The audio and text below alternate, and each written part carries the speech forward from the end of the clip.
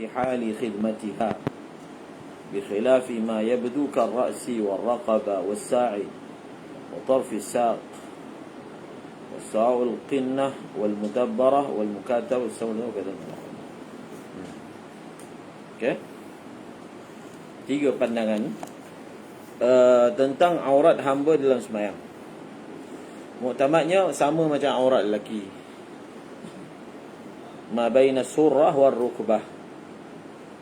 Yang dimaksudkan dia boleh solat seperti ini, maksudnya kalau dia solat seperti ini sembahyang dia sah.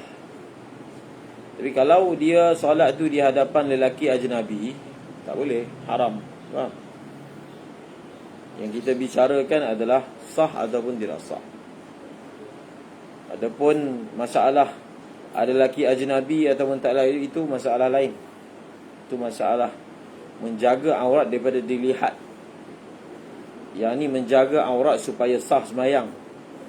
Ada 2 perkara yang berbeza. Makruf masalah ni, dah belajar dalam Safinatun Najah. Baca.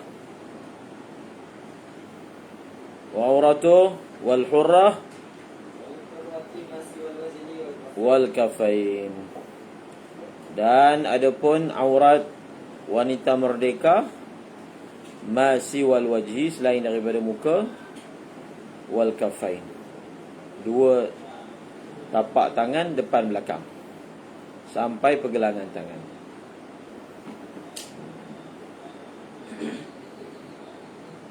Dia aurat ni ada 2 makna. Satu, aurat yang wajib ditutup dalam sembahyang. Yang kedua, aurat memberi makna aurat yang haram dilihat kepadanya. Faham? Aurat yang haram dilihat.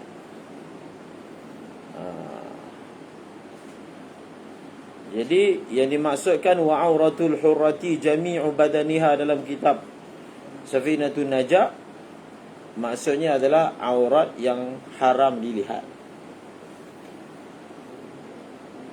bukan wajib ditutup. Jadi dia ada aurat yang mana haram dilihat, dengan makna haram dilihat.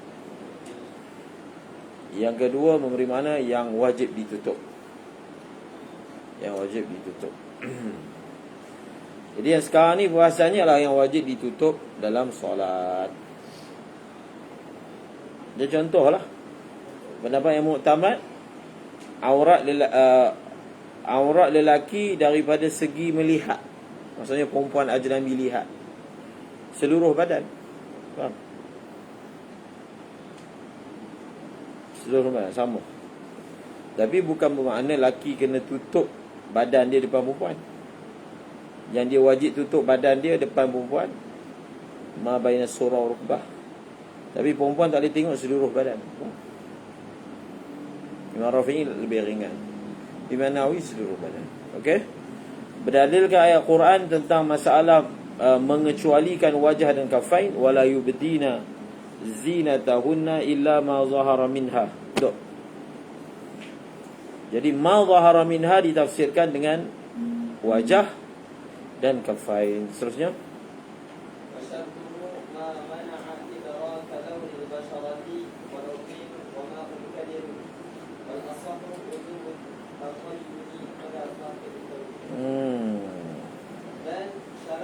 jadi aurat yang kata wajib ditutup ni bagi mereka yang mampu, bil qadir alaihi, orang yang mampu tutup aurat. Apa maksud mampu tutup aurat? Dia memperolehi sesuatu yang boleh tutup aurat dia. Sama ada dia peroleh itu dengan jalan milik, ataupun dia peroleh itu dengan jalan sewa, ataupun dia peroleh itu dengan jalan mubah. Ada lah. Faham? Jadi syarat satir yang menutup aurat ni, ini pun kamu dah belajar sejak tahun 1 lagi. Apakah syarat-syarat satir? Material. Ma mana'a idraka launil basyarah, sesuatu yang menghalang daripada dapat dilihat warna kulit, tanpa melihat apa jenis material dia. Dia nak tutup pakai apa? asalkan menghalang daripada nampak warna kulit. Nampak warna kulit itu maksudnya daripada tanpa bantuan apa-apa, dengan pandangan mata yang normal. Kalau dia ni jenis mata Superman, mata tajam, X-ray, dia boleh nampak, tetap aurat tu kira sah. Faham? Ataupun aurat tu warna tu nampak dengan sebab cahaya matahari. Kalau tak ada cahaya matahari tak nampak. Tapi oleh kerana faktor bantuan cahaya matahari nampak, kita kira sah. Faham? Maksudnya dia itu secara asalnya memang tidak akan menghalang daripada nampak warna kulit. Walaupun tanah dan air yang keruh. Walaupun tanah dan air yang keruh. Jadi air yang keruh ni, macam mana nak tasawurkan? Macam mana dia semayan dalam air kan? Nak sujud, rukuk macam mana? Jadi selalu ditasawurkan oleh ulama' semayan jenazah. Faham? Kalau semayan jenazah tak ada rukuk, tak ada sujud. Contohnya semayan jenazah dimasuk air itu keruh, tak nampak dia punya ma baina surrah wa ruhbah. Kalau laki, maka sah. Dia taswirkan masalah itu supaya jadi masalah yang qarib lah untuk berlakunya. Kemudian dan mengikut pandangan yang asal, wajib yang melumuri tanah ketika tidak ada pakaian. Kita belajar dalam kaedah kan, al-maisur la yasqutu bil ma'sur. Dia tak ada pakaian untuk tutup aurat dia, sama ada secara milik atau secara sewa. Tapi dia ada pakaian, maknanya yang boleh tutup aurat dia tu tanah dia. Tanah ni percuma lah, mubah. Benda percuma, mubah. Jadi adakah apabila dia masih lagi boleh tutup badan dengan tanah, dia dikira masih mampu pada satir? Faham? Sebab tadi kita dah sebut, kalau dia sudah tidak mampu mendapatkan satir, dia boleh sembahyang telanjang. Jadi khilaf di sini lah. Apa pun pakaian tak ada, tapi adalah tanah. Maka adakah tanah tu dikira masih lagi ada maisur, ataupun tanah tu dah kita kira skip, dah tak iktibar, dia dah boleh sembahyang dalam keadaan telanjang? Faham? Atau pendapat yang muktamad dia ni lah, wal asahu wujubut tatayyun ala faqidi thawb. Wasani la yajibu. Pendapat yang kedua kata la yajibu lima fihi, maknanya tutup pakaian ni, tutup badan ni dengan tanah ni masyaqqah satu benda. Satu lagi talwis, kotorkan badan dia.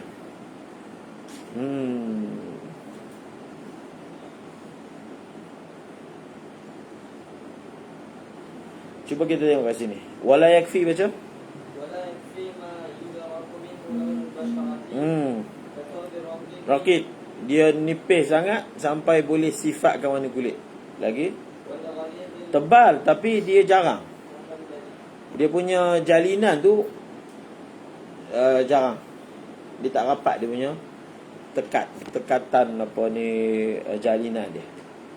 Ataupun air yang jernih, ataupun kaca. Satri la yahsul. Jadi kena ambil perhatian tu.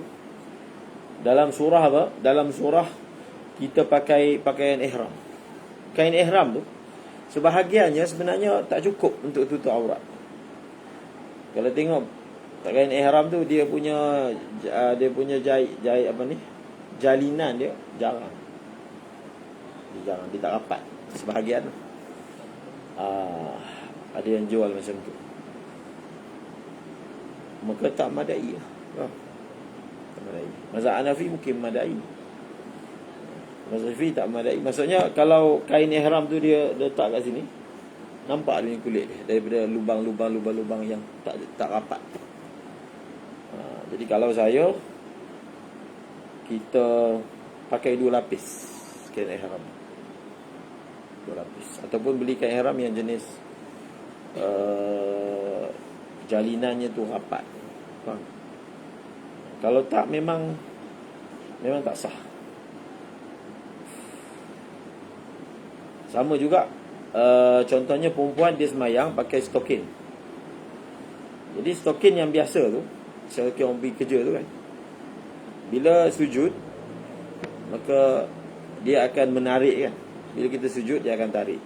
So bila tarik nanti nampak kaki tu, nampak dia punya warna kaki.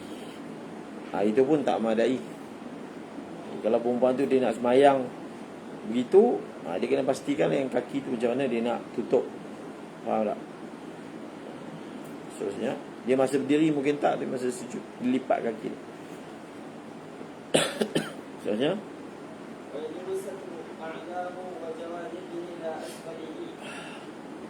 dan wajiblah dia menutup bahagian atas dan sekelilingnya, bukan daripada bahagian bawah.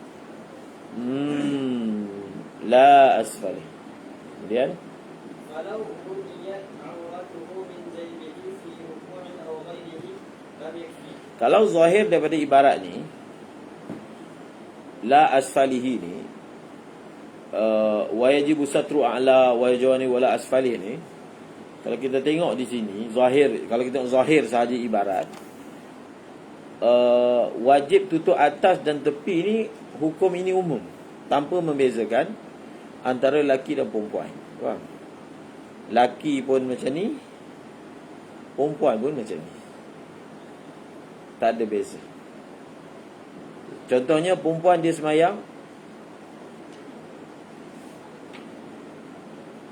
tapak kaki dia ditutup oleh lantai, contohlah. Masa dia berdiri, tapak kaki dia lantai yang tutup. Betul tak? Maka sah dan memadai. Seterusnya, jadi kalau perempuan dia semayang macam ni kan,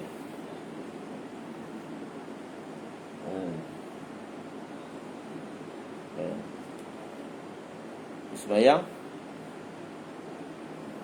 jadi nampak daripada tepi, dia tak ikat, dia tak kancing, maka tidak sah. Faham tak? Tidak memadai. Seterusnya, kalaulah dilihat auratnya daripada leher ketika rukuk ataupun selainnya, maka tidak memadai. Dia dilihat tu maksudnya bil quwah, bukan bil fi'l. Aurat ni dia bil quwah. Bil quwah tu maksudnya, kalau ada orang nak melihat, nampak. Bukan syaratnya kena ada orang yang nampak. Dia sebenarnya tak ada orang, tetap kena tutup aurat kan. Itu maksud bil quwah. Bil quwah dengan erti kata, kalaulah ada orang nak tengok, maka daripada kawasan tu boleh nampak, maka dikira tidak menutup aurat. Kalau ru'iyat, maksudnya boleh dilihat. Tidak semestinya memang ada ra'i, orang yang melihat. Kalau ru'iyat auratuhu min jaybihi fi ruku'in aw ghairihi lam yakfi satar. Jadi maknanya kalau masa dia tak rukuk, tak nampak, memang tak boleh nampak, maka tak batal lagi sembahyang dia. Sembahyang dia hanya akan batal masa dia rukuk. Faham? Ataupun masa dia sujud, ataupun dengan bahasa mudah, pada mana-mana waktu dalam solat itu yang ternampak aurat tersebut. Lam yakfi fal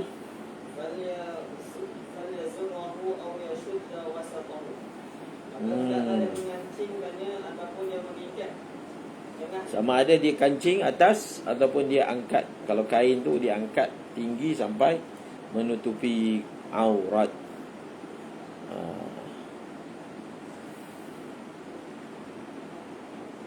Cuba tengok dalam syarah tu, walau ru'iyat auratuhu min dhail, kalaulah dilihat akan auratnya daripada hujung kainnya, bi angkana fi ulu, dia duduk atas, orang yang tengok duduk bawah, lam yadurra dhalika, tidak memudaratkan. Wa ma'na ru'iyat auratuhu fil qismain kanat bihaitsu tura, walau lam yaf'al ma umira fil qisam wa ahram salah hal tan'aqidu thumma tabtulu 'inda ruku' aw la tan'aqidu aslan fi wajah asahuma al-awwal wa 'alayhi yasih al-tilabi qabla ruku' wa yakfi satru mawdu' al-jayb qabla. Macam saya cakap tadi lah, dia nak waktu yang terdedah. Masa dia berdiri tak terdedah, maka kita boleh lagi jadi makmum pada dia. Tapi masa dia rukuk, terbuka dia punya ni, waktu tu kena mufaraqah. Faham? Waktu tu kita kena mufaraqah. Tidak wajib mufaraqah daripada awal.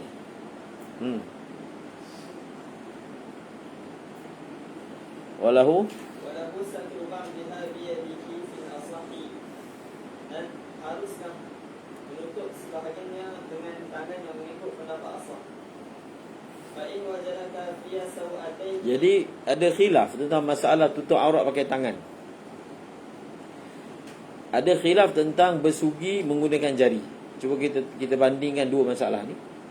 Menurut pendapat yang utama dalam mazhab Syafi'i, tidak terhasil pahala bersugi, pahala alat dalam bersugi kalau dia guna jari. Sebab apa? Bersugi ni adalah menggunakan alat untuk membersihkan gigi. Oleh kerana jari ni satu juzuk daripada badan orang tu, maka dia tak dikira alat. Maka lam yahsul sawabu istikhdamil alah. Faham? Dia punya wajah dia. Sebab alat tu adalah maksud. Muqabil asah kata, dia melihat daripada segi maksud bersugi adalah bersihkan gigi. Kalau dengan jari dia tu boleh bersih, memadai. Faham? Kita kata tak, bersih jari, bersihkan gigi satu bab, menggunakan alat satu bab yang lain. Kalau dia dapat pahala bersihkan mulut pun, dia tak dapat pahala segi istikhdamu al-alah, menggunakan alat. Tapi dalam bab tutup aurat, Muqabil asah pun dia kira macam tu juga. Dia kata tutup aurat pakai tangan. Tangan ni satu juzuk daripada musalli. Dia bukan, dia maksudnya satir dengan mastur adalah benda yang sama. Faham? Yang dia tutup tu anggota badan dia. Yang digunakan untuk menutup pun anggota badan dia. Satir dengan mastur benda yang sama. Tak boleh. Dia sama dengan masalah sugi tadi. Tetapi tidak, muktamadnya maksud daripada tutup aurat, aurat tu tertutup. Sama ada dia guna alat ke, dia guna tubuh dia sendiri ke, tak ada masalah. Faham? Sebab maksud daripadanya hanyalah tutup. Li husuli maqsudi satar.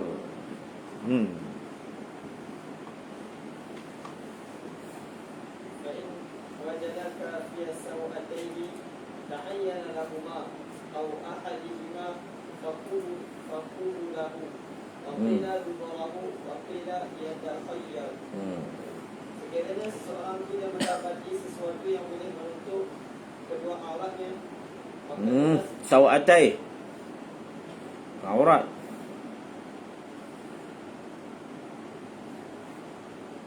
kemaluan, kedua kemaluannya, maka jelaslah untuk menutup keduanya. Maka tertentulah ia kafi sawatai lahuma. Ini mazhab Syafi'i.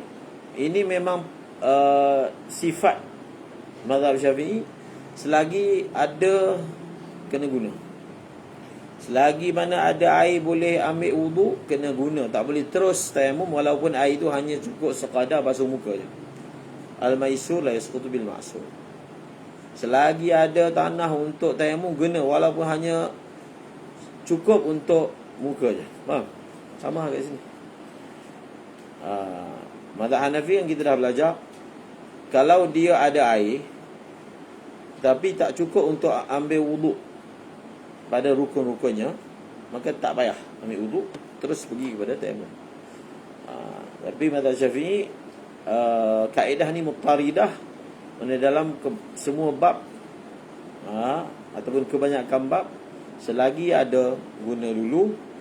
Selepas itu baru dimaafkan. Selepas itu. Jadi kalau dia terus sembahyang dalam keadaan telanjang, sedangkan kafi sawatai itu ada, maka tak salah sembahyang dia. Satu. Sekarang ni dibahaskan, ada kain yang cukup untuk menutup sebahagian badannya, kecil lah.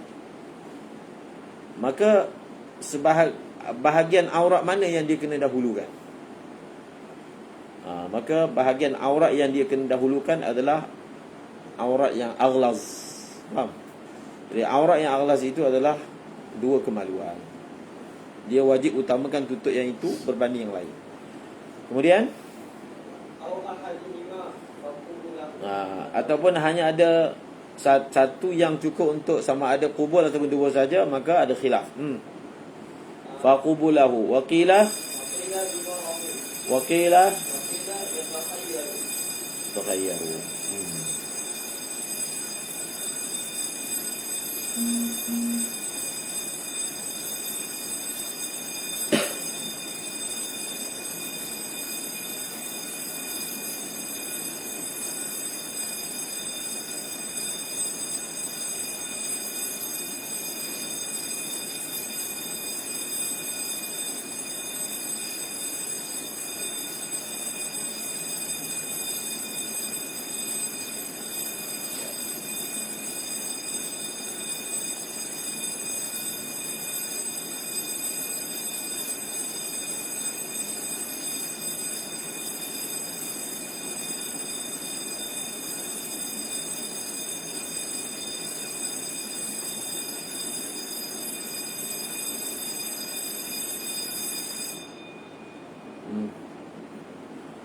Jadi urutan ini adalah urutan wajib, bukan urutan sunat. Faham? Kalau dia langgar urutan ni, sepatutnya dia tutup qubul dulu tapi dia tutup dubur, contoh atas qaul. Ataupun sepatutnya tutup kemaluan, dia tutup bahagian lain, paha contohnya, maka semuanya tak sah. Urutan ini adalah urutan wajib, bukan urutan sunat. Ada satu pandangan mengatakan urutan ini adalah sunat saja. Apa maksud urutan sunat? Sebab dia kata seluruh aurat ni sama je, tak ada satu aurat yang lebih berat daripada aurat yang lain, sama je, faham? Tak ada satu aurat yang lebih berat daripada aurat yang lain, tapi dhaif. Dia pembahagian aurat ni, mazhab Hanafi dia ada aurat mukhaffafah, dia ada mughallazah. Mazhab Syafi'i tidak ada secara umum. Dia ada aurat mughallazah, mukhaffafah. Dan dalam mazhab Hanafi, kalau aurat ni kalau terbuka sikit tak batal sembahyang. Dia kalau terbuka 1/4 daripada anggota, faham? Dia bahagikan lah. Contohnya paha, 1/4 dia paha.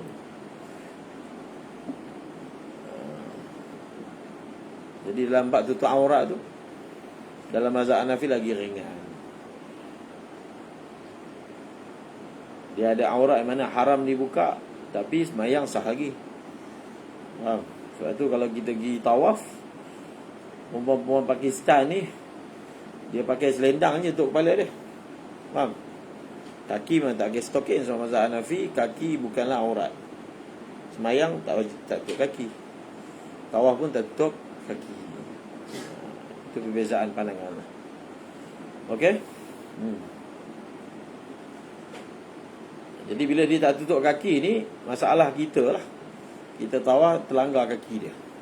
Kalau dia pakai stokin, maka wuduk kita tak batal. Tapi dia tak pakai stokin, kaki dia belaga dengan kaki dia, kaki kita belaga kaki dia, maka batal sembahyang.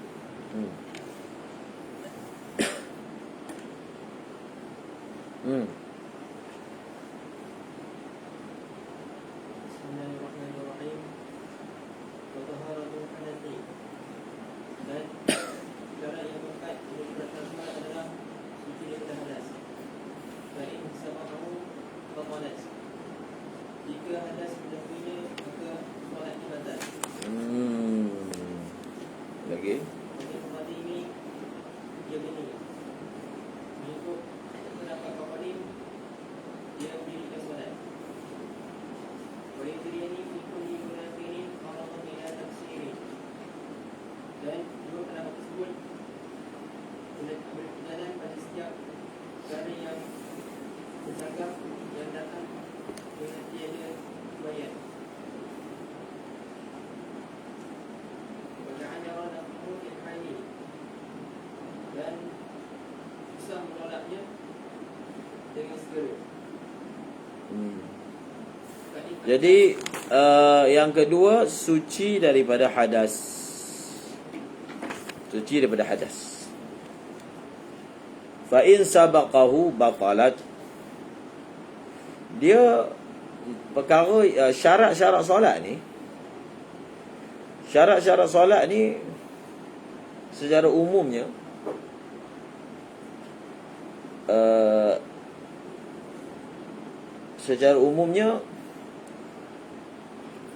ketiadaan meraihkannya dalam keadaan mampu akan membatalkan solat walaupun tak sengaja.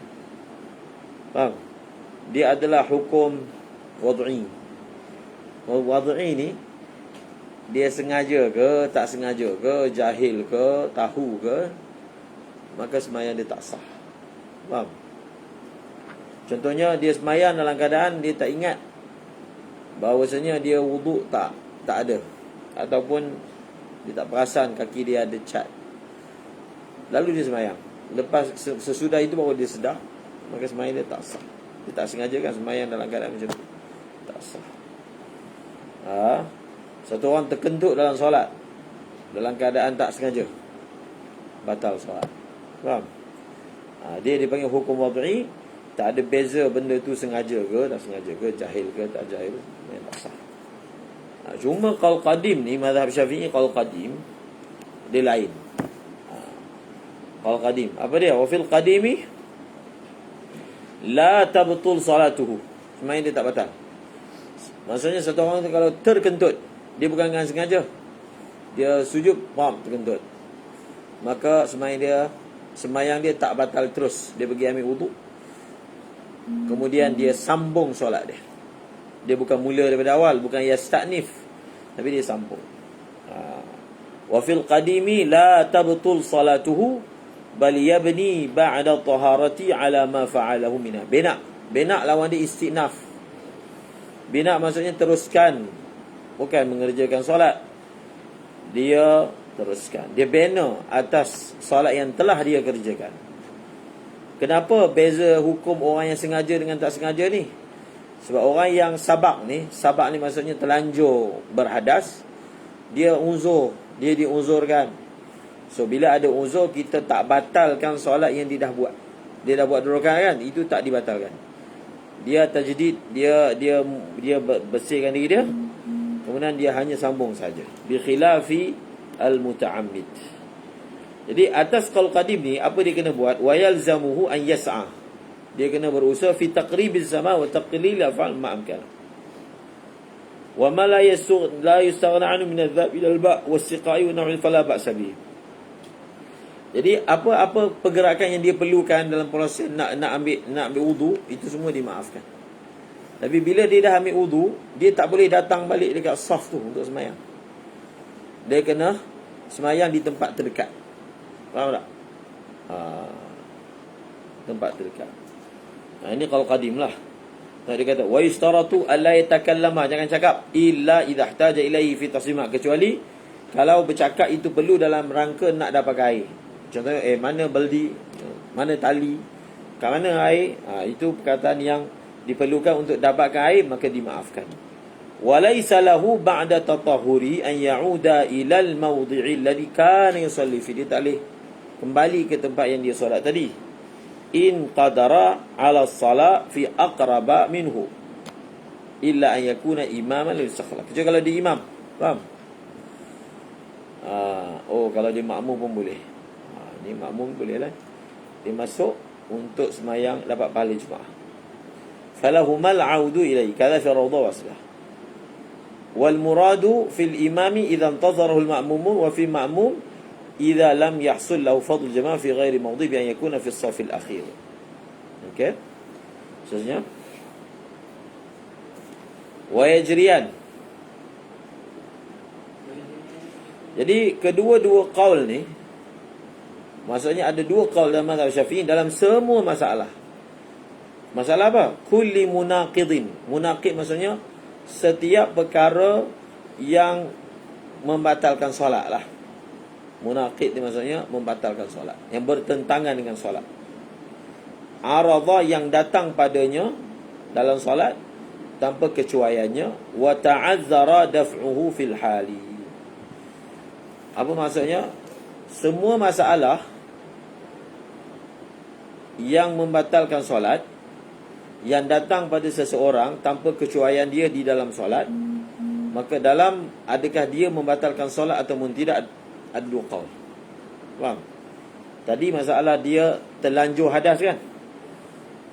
Contohnya masalah apa yang lain? Ka'an tanajjasa thawbuhu au badanuhu wahtaja ila ghaslihi li'adamil afwi amma tanajjasa bi fatabtulu salatu fil jadid wa ibni fil qadim.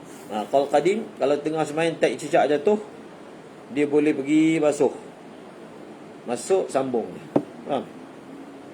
Itu kalau qadim. Kalau jadid batal. Apa lagi masalah yang mana datang pada dia tengah solat tanpa kecuaian daripada dia, maka dua qaul, batal ke tak batal? Muktamadnya batal. Fa in amkana,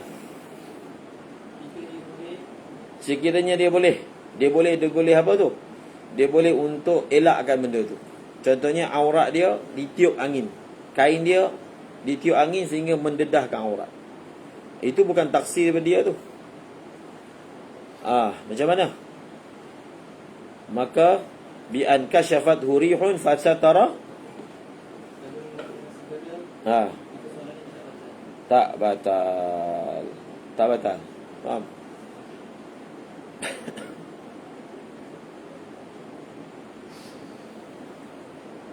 Dia boleh, contohnya dia punya ridak kena apa? Kena najis. Apabila kena, dia terus sedar dan dia buang. Dia bukan kena rakaat pertama, dia sedar rakaat kedua, itu tak boleh. Filhal syarat dia. Ulama ajar, kalau nak buang tai cicak tu, lidak yang kena tai cicak, jangan angkat, yang pegang. Buang. Kalau dia pegang, maka dia jadi menanggung najis. Menanggung sesuatu yang ada najis. Jadi batal. Tai cicak jatuh tu memang tak sengaja, tapi dia angkat ridak tu sengaja. Faham? Dia angkat ridak tu sengaja. Maka batal lah solat dia. Ataupun tai jatuh, tai tu kering lah. Dia jangan buat macam ni. Filhal ni memang boleh pun. Tapi kalau dia buat begini, dia punya tangan sentuh najis, sengaja kan? Ketika kita solat, tangan kita sentuh najis, batal. Maka dia kena buang. Jangan dia pakai anggota dia, sebab menyentuh najis ketika solat batal solat, walaupun najis itu kering. Kemudian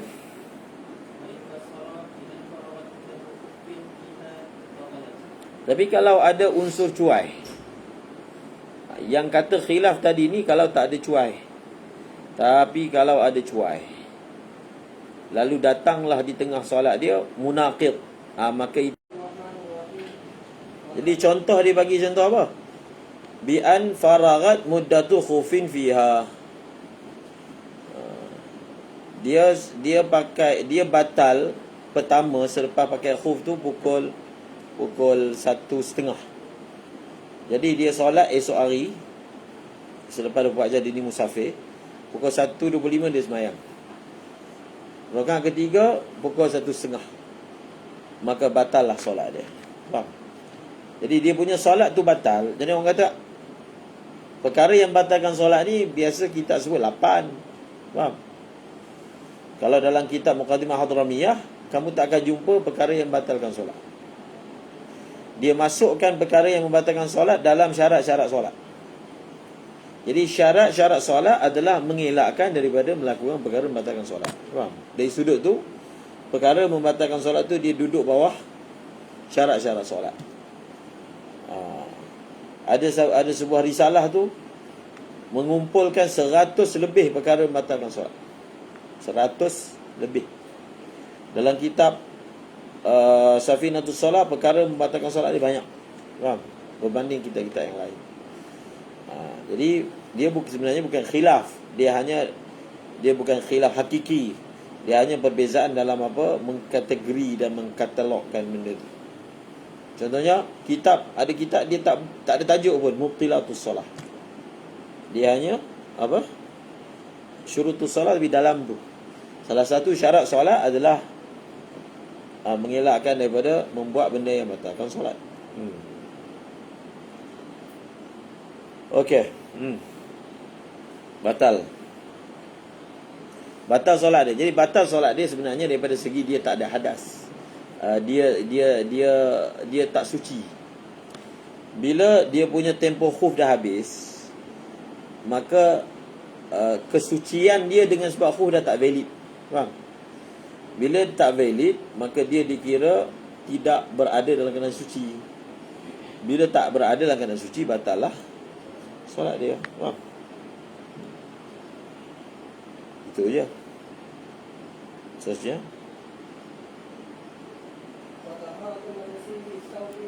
Jadi faham kan? Ada soalan?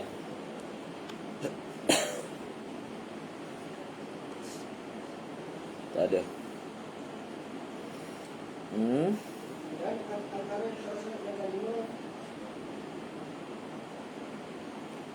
Terus.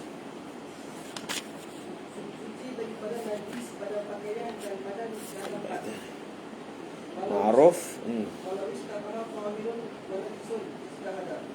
Dan sekiranya telah menyerupai yang suci dan najis, maka dia dengan ijtihad. Walau nafisa fa'amilun. Jadi bersih pakaian, saub, pakaian.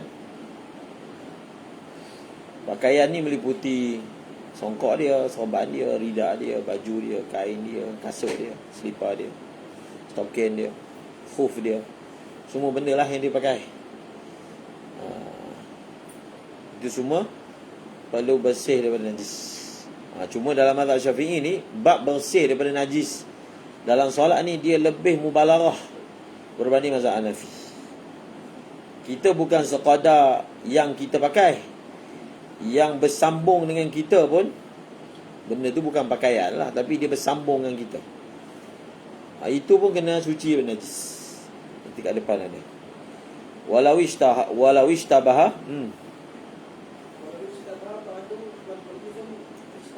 ijtahada, ma'ruf.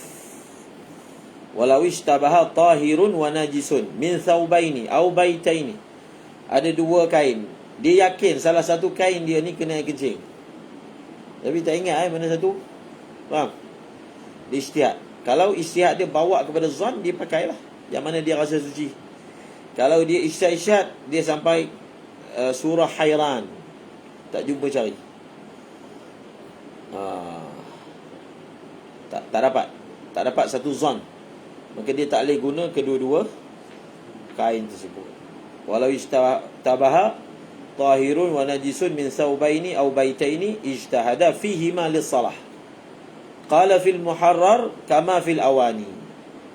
Ai jawazan. Apakah hukum ijtihad tersebut? Harus, tak wajib. Bila tu harus? Kalau dia mampu untuk mendapatkan pakaian yang suci dengan yakin. Ada berlambak kain dia, maka pada ketika itu harus je.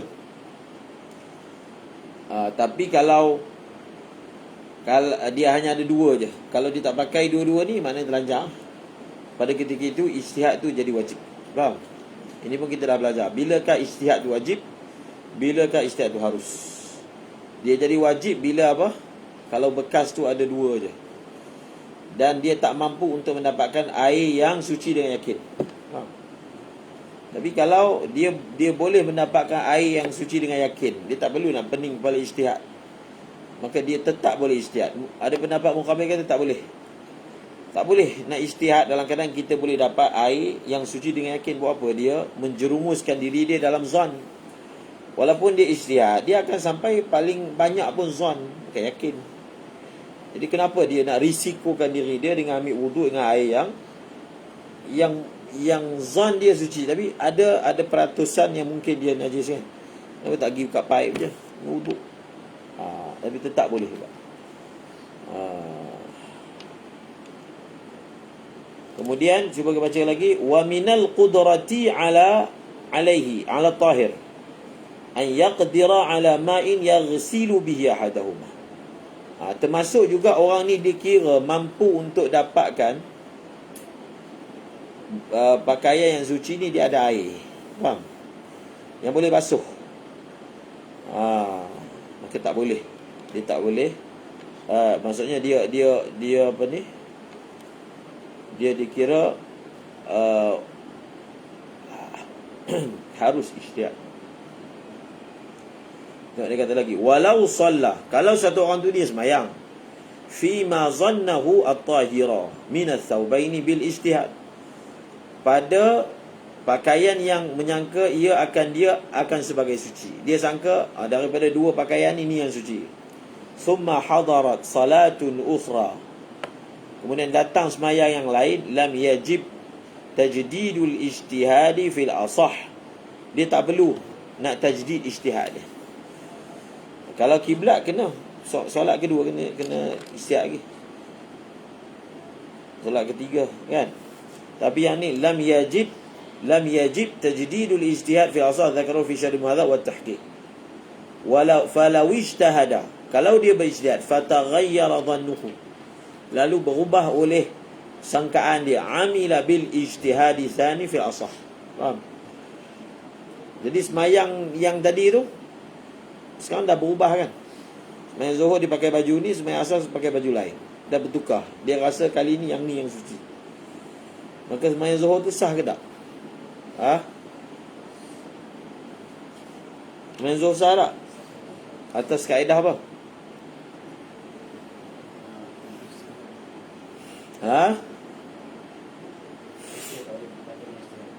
Apa dia? Ijtihad tak boleh terbakar dengan ijtihad. Apa bahasa Arab dia?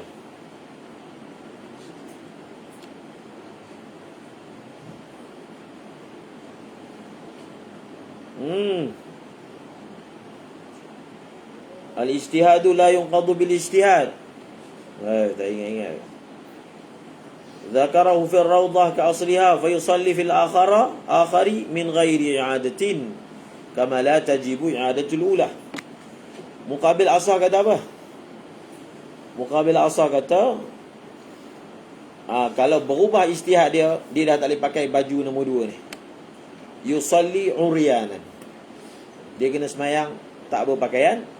Wa talzamuhu al-i'adah, dzakarahu fi syarh al-muhadzab. Wa yuqasu bil-thawbaini fi ma dhukira al-baytani, wa yuqalu fihima fi muqabil asar yusalli fi ahadihima wa yu'id. Walau ijtahada fi thawbaini falam yadhhar lahu shay', dia ijtihad tak nampak, maka salla uryanan tajibul i'adah. Dia semayang dalam keadaan tak berpakaian dan dia kena ulang balik. Dia semayang, kalau satu orang dia tak ada pakaian, dia semayang sah, tak perlu ulang. Faham? Betul tak? Tapi kenapa kat sini kena ulang?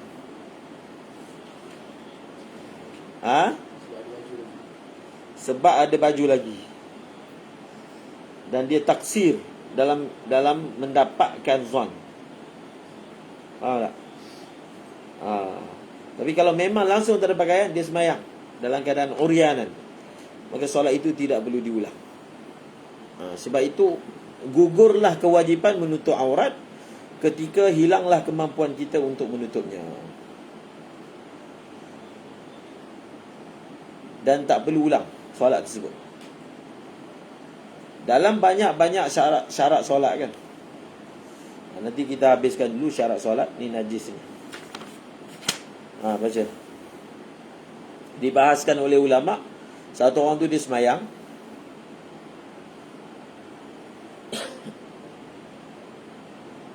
dia punya peha dia terkoyak, dia nak sujud. Kalau dia tutup peha dia pakai tangan dia, dia tidak dapat menyempurnakan anggota sujud. Tak dapatlah letak. Kalau dia letak, aurat terbuka. Faham? Ada perbahasan yang lain, satu orang dia kena salisil baul. Kalau dia semayang berdiri, benda tu keluar. Tapi kalau dia semayang duduk, benda tu jadi kunci, kejap. Satu. Yang kedua. Yang ketiga, satu orang yang kalau dia semayang berdiri,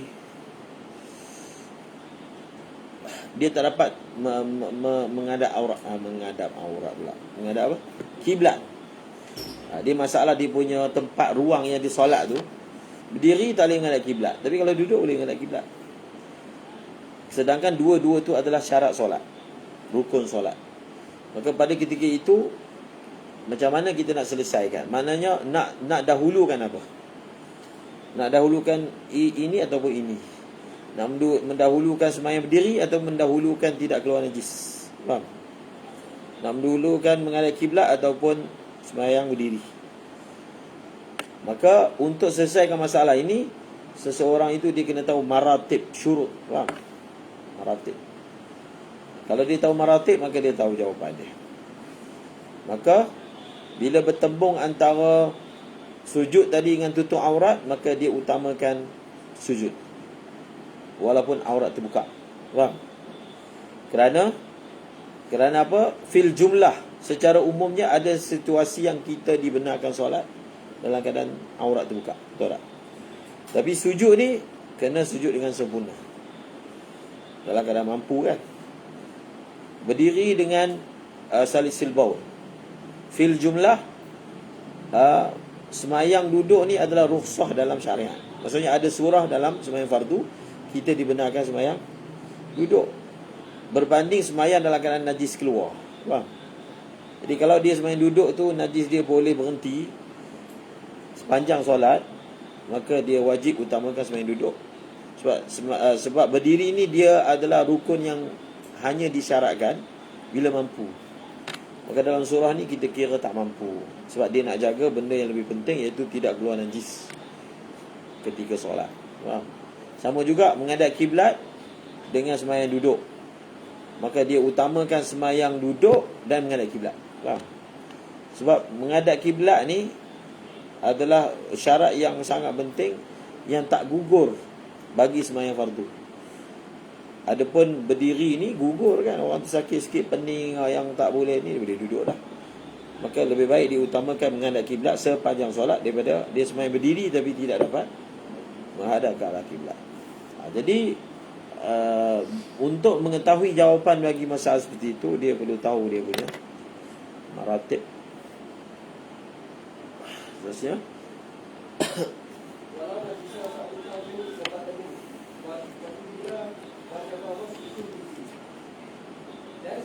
kita belajar dalam bab ijtihad, dia ada banyak syarat ijtihad ni, sampai 12 setengah ulama senaraikan. Salah satu daripada syarat ijtihad ni, benda yang kita nak ijtihad itu hendaklah berbilang-bilang. Faham? Lebih daripada satu. Sebab tu dia tak boleh nak ijtihad, dia baju dia kena najis, dia ni baju kena najis, cuma dia tak ingat kena dekat lengan ke, lengan kanan ke, lengan kiri ke, bahagian baju yang atas ke, bawah ke, tapi dia yakin memang baju dia kena najis. Pada ketika itu dia tak boleh ijtihad. Faham? Sebab syarat ijtihad dia mesti berbilang. Ada dua benda yang macam baju, ada dua helai baju. Kalau bekas, ada dua bekas. Faham? Jadi bila tak cukup syarat ijtihad, dia tak boleh ijtihad. Baca walau najusa, walau najusa. Dan sekiranya sebahagian pakaian dan badannya ada najis dan dia tidak diketahui, maka wajib membasuh semuanya. Semua. Semua. Dalam kitab Tahrir menyebut perkara-perkara yang mewajibkan mandi ni ada 7. Kebanyakan kitab sebut 6 je, tapi dalam Tahrir sebut 7. Yang ke-7 adalah surah satu orang yang mana sebahagian badan dia kena najis, tapi dia tak pasti bahagian mana yang kena. Maka supaya semayang dia sah, dia wajib basuh seluruh badan dia. Jadi bila basuh seluruh badan tu, mandilah. Dia bagi satu surah yang mana nombor 7 perkara yang mewajibkan mandi dengan makna membasuh seluruh badan, apabila sebahagian badannya diyakini kena najis, tetapi dia tidak ingat di bahagian mana. Tapi kalau contohnya baju dia yakin najis tu kena dekat lengan je, tapi dia tak ingat lengan kanan atau lengan kiri, dia wajib basuh lengan sahaja. Faham? Seluruh lengan kanan dan seluruh lengan kiri. Dia tak boleh basuh satu baju dia. Faham? Yang dikatakan kena basuh satu baju tu kalau tak tahu kat mana, tak ada idea, depan ke belakang, ke atas ke bawah, tak tahu, seluruh baju. Faham? Tapi kalau dia ingat fil jumlah satu juzuk, satu bahagian, maka bahagian itu saja. Contohnya dia ingat memang yang kena tu belah depan ni lah, tapi tak ingat bawah ke atas. Dia cucur air depan je lah, belakang tak wajib. Faham?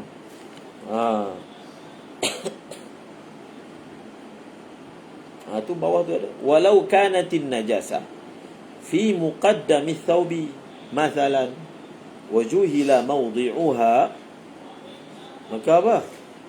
Wajaba ghaslu muqaddamuhu faqat. Faham? Wajib sedepannya. Sampai pukul apa? Baca. Kalau zanna farakan lam yakfi ghasluhu ala sahih. Ini yang dimasukkan tadi. Falau zanna, bila dia sangka, bil ijtihad. Dia sangka tu maksudnya kalaulah dia telah berijtihad, lalu ijtihadnya membawa kepada zan bahawasanya bahagian inilah yang bernajis, dia tak boleh pakai zan tu, tetap dia kena basuh seluruh baju. Faham? Falau zanna tarfan, contohnya kum saja ke yad ke, lam yakfi ghasluhu ala sahih. Tengok dia punya elak dia, li annal wahida laisa mahallan lil ijtihad.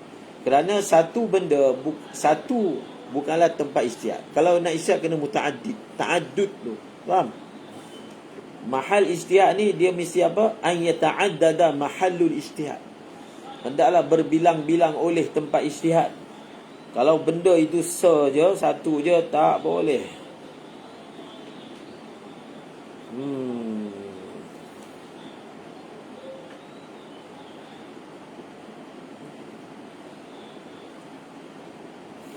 Seterusnya. Walau wasala nisfa najisin tunggakan lahu masahu dan lahu wasala ma'a hatihi jawilahu tahurahu wudu.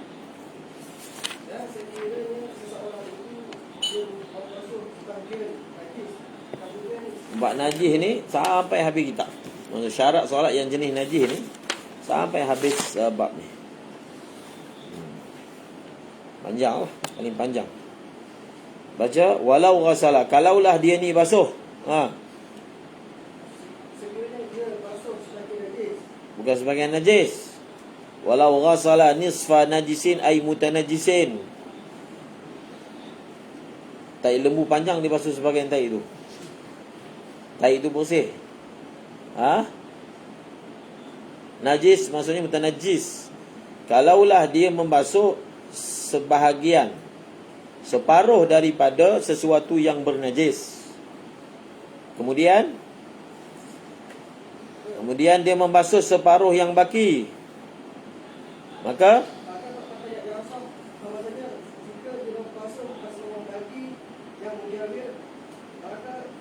yang bahagian yang bersebelahan dengannya, maka wa illa, sekiranya dia tidak berbuat demikian, selain bahagian tengah suci, bahagian yang tengah itu tidak suci. Faham? Ini bahasan yang unik lah. Ni ada, ni kain. Kain ni semua najis, dari atas sampai bawah. Jadi dia nak cuci kain ni. Macam mana cara nak cuci kain ni?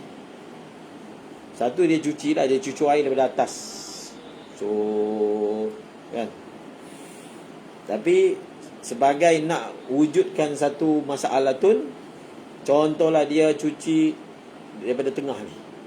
Daripada tengah ni dia cucur air. Cucur air tengah. Kemudian dia terbalikkan, dia cucur pula. Dia cucur belah sini. Jadi ni tengah lah, faham? Ni tengah ni dia cucuk bawah, kemudian dia basuh atas. Maka muntasif yang tengah ni, yang tengah ni kan, dalam kitab bahaskan, kalau dia nak bagi keseluruhan kain itu dikira suci, dia kena basuh juga bahagian yang mana merupakan border bagi yang tengah ni. Dan sudah memadai. Tak faham? Ini kain kan? Ini kain. Seluruhnya najis. Dia basuh sebahagian. Sebahagian dia basuh. Kemudian dia basuh sebahagian. Maka dia dah basuh semua. Faham? Syarat untuk keseluruhan kain ni dihukum suci, semasa dia basuh bahagian yang kedua tu, dia kena basuh sekali lagi mujawir muntasif. Walaupun tadi masa dia basuh kali pertama, dia dah basuh dah bahagian ni, tapi dia kena basuh hujung ni. Dia kena basuh lagi sekali. Faham? Baru bersih. Kalau dia tidak berbuat demikian, maka faghairul muntasif tahirun. Selain daripada yang tengah tu suci, yang tengah tu masih kekal najis. Sebab apa? Dia cuci. Jadi bahagian ni dah kena air suci, tetapi bahagian ni kan basah, yang dah kena air tadi. Dia berjiran dengan bahagian yang belum disuci, mujawir. Jadi walaupun dia dah dibasuh, tapi bila dia berjiran dengan bahagian belum dibasuh, dia jadi najis balik. Faham? Dia jadi najis balik. Jadi kalau dia basuh tepat-tepat lah contohnya, tengah tu dia tak basuh lagi sekali, maka yang tengah tu kekal najis. Dia tengah itu telah disuci tapi najis, jadi najis balik, sebab dia duduk bersebelahan kawasan yang belum disuci. Pendapat muqabil kata tak boleh basuh baju macam tu. Tak boleh. Kalau nak basuh baju daripada atas sampai bawah, tak boleh basuh tengah, basuh sini, tak boleh. Sebab dia kata, kalau orang tu dia basuh tengah, dia basuh separuh, yang ini, yang hujung ni kan, yang border ni, dia berjiran dengan yang belum dibasuh, yang najis. Yang bawah ni berjiran dengan border. Yang ni berjiran. Jadi semua tu jadi najis balik. Faham? Dia berjangkit balik. Dia mujawir lil mutanajis. Mujawir lil mutanajis. Mujawir. Jadi dia kata, kalau basuh yang ni dia mujawir dengan ni, maka yang ni berjangkit. Jadi tak bersih tak? Cara nak basuh dari atas, baru bersih. Tak. Ini perkara yang kadang orang tu dia jadi was-was. Kain dia basah. Contohlah, dia kena kencing dekat bahagian kain yang bahagian kemaluan. Dia kata kain dia basah, jadi dia duduk sini. Tak, faham? Dia jangan samakan antara najis masuk dalam air, najis yang kena baju yang basah. Najis yang kena baju yang basah hanya bernajis bahagian yang kena najis saja. Dia tak ada merebak. Faham? Contohnya baju kita ni basah ni, ada tak cicak jatuh, dia tu dia mengembang. Maka bahagian yang kita wajib basuh hanya bahagian tahi tu dan bahagian yang mengembang yang ada warna najis. Dia bukan habis satu lengan dibasuh lagi sekali. Faham tak? Dengan alasan oleh kerana baju dia basah, maka dia berjangkit. Faham? Ini menunjukkan ni. Itu kalau air.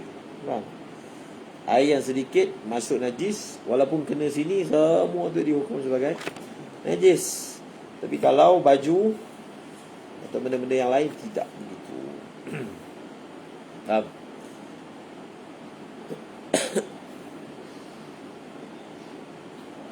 Terusnya,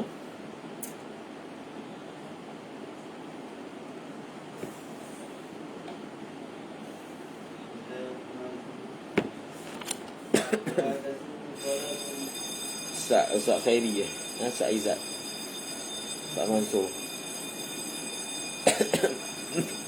Baca.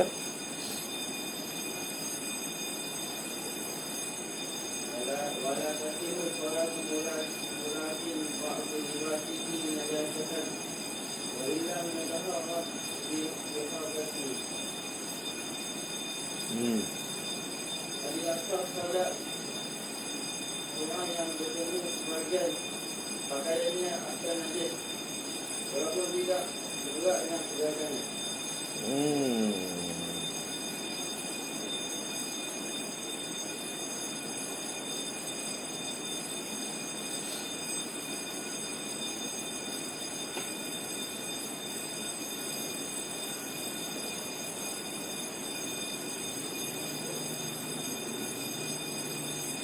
Konsep mudah bahasanya dalam mazhab Syafi'i, dasarnya adalah al-mubalaghatu atau at-taghlizu. Bahasa dia at-taghlizu fi amrin najasah. Berlebihan dan keras dalam perkara najis. Itu yang satu, baju dia kena najis. Satu lagi, diri dia bersambung dengan benda yang bersambung dengan najis. Itu pun mudaratkan. Benda tu duduk jauh. Macam selalu bagi contoh orang yang pakai mikrofon lah. Jadi dia pinkan di sini, di hujung tali mikrofon tu ada najis. Maka memudaratkan solat dia. Mazhab Hanafi tak ada masalah. Bahkan mazhab Hanafi ni najis ni dia ada tengok sikit ke banyak ke untuk hukum sembahyang sah ataupun tidak sah. Sebab itu kita pun seriau sembahyang kat tempat dia. Kat Pakistan, dia pergi tandas yang tak ada pintu tu. Pintu bagi tandas dia adalah belakang dia punya kurta tu. Kurta kan ada dua, belakang tu labur kan. Itulah pintu dia. Betul tak? Pakistan. Tak nampak punggung dia. Faham? Jadi bila dia laburkan, kena lantai tandas tu. Okey je nampak. Kemudian masjid dia membawa kasut masuk kat dalamnya. Kasut semua masuk dalam kan. Tapi Yaman pun macam tu juga. Yaman ni kasut masuk dalam juga. Kita kasut masuk kat dalam ni kira memang aib tu lah. Satu kasut masuk dalam ada ni kasut letak kat, contoh masjid ada tiang-tiang, letak kat keliling tiang tu kasut. Tiang. Jadi kasut kan masuk tandas. Lepas tu macam mana boleh letak dekat lantai-lantai masjid pula? Itu biasa. Okey. Kalau di Saudi, dia haram tu, kalau orang tu dibawa masuk kasut dia, bolang plastik. Ada juga tak bawa masuk plastik, letak kat tepi je ketika solat.